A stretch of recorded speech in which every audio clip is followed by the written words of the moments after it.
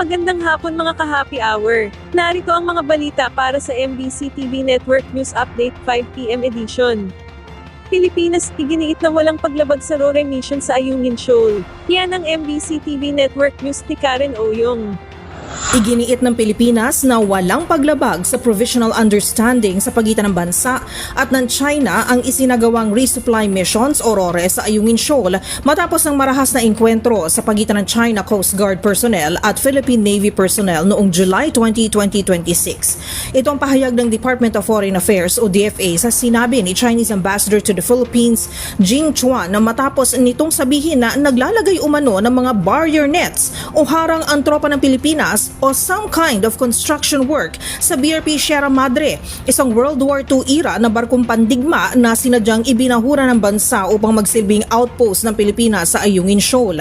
Ito umano ang nag-udyok sa China Coast Guard personnel na lapitan ng BRP Sierra Madre na nauwi naman sa marahas na engkwentro na ikinasugat ng isang Philippine Navy personnel at pinsala sa rubber boat na sinasakyan ng tropa ng Pilipinas. Ayon sa DFA, sa ilalim ng Provisional Understanding, hindi kailangang humingi ng permiso ang Pilipinas na magsagawa ng RORE missions o pinapayagan ng boarding at inspeksyon ng Philippine vessels.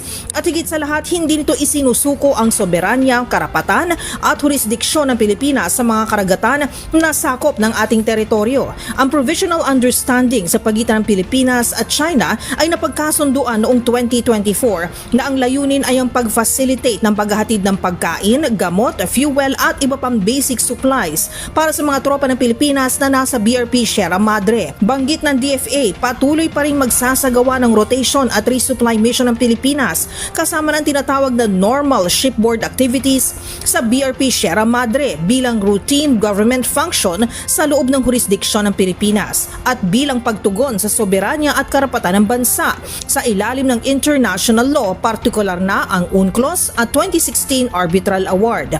Kasabay ng naturang marahas na insidente noong Lunes, ang pagdalo naman ni Chinese Foreign Minister na si Wang Yi sa ASEAN Foreign Ministers meeting sa Pasay City at pinaniniwala ang napag-usapan ang naturang issue kasama si DFA Secretary Maria Teresa Lazaro. Bagamat sa press conference kagabi, sinabi ng kalihim na mas nag-focus ang talakayan sa Code of Conduct on the South China Sea o COC na nais nilang maplansya bago matapos ang taon.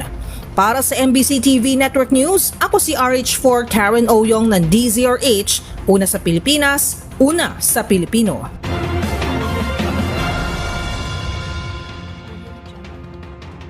Samantala, sa MBC TV Sports, Alas Pilipinas nagtapos sa ikalimang pwesto ng 2026 CV Cup. Tinalo ng Alas Pilipinas ang Myanmar para makuha ang ikalimang pwesto ng 2026 CV Cup. Nakuha ng Pilipinas ang score na 28-26, 25-17 at 25-23 sa second leg ng Six Nation Tournament nitong Sabado sa Jakarta International Velodrome. Parehas din ang resulta ng Filipino Spikers sa Kandon leg noong naging host sila ng Cambodia at Indonesia sa pool phase at nagwagi sila sa Myanmar sa classification round. Sa unang set ay hawak ng Myanmar ang panalo, subalit pagpasok ng ikalawang set ay nadominan ng Pilipinas ang laro. Pagpasok ng ikatlong set ay tumindi ang pagbabantay ng Myanmar hanggang makahanap ng tiyempo ang Pilipinas. Nanguna sa panalo ng Alas Pilipinas si Lyric Mendoza na nagtala ng 19 attacks, isang block at isang ace, habang mayroong 11 points si Louie Ramirez sa 10 atake.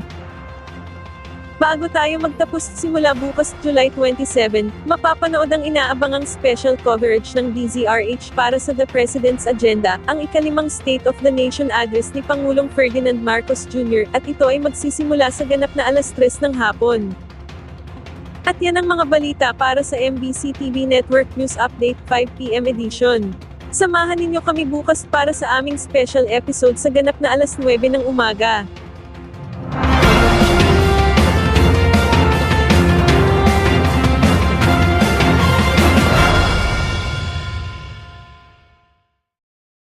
Mga ka-happy hour, kung gusto mong manood ang mga balita sa MBC TV Network News Update, mag-subscribe sa aming YouTube channel, i-like ang aming Facebook page, at i-follow sa aming TikTok account.